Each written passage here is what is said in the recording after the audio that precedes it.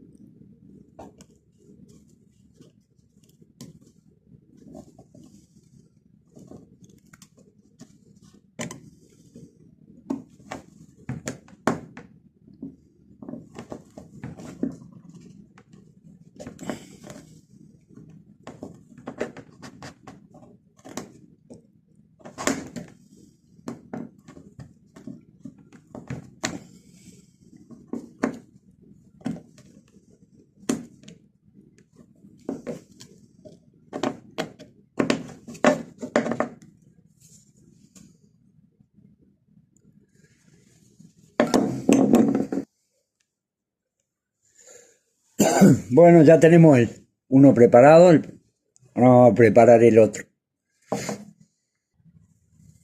Bueno, terminamos el otro, lo presentamos acá, queda bastante bien.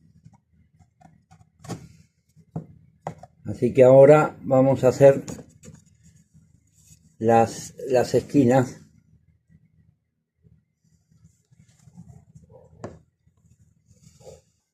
Antes de poner los esquineros vamos a pegarla. Le vamos a poner la gotita porque a ver qué resulta.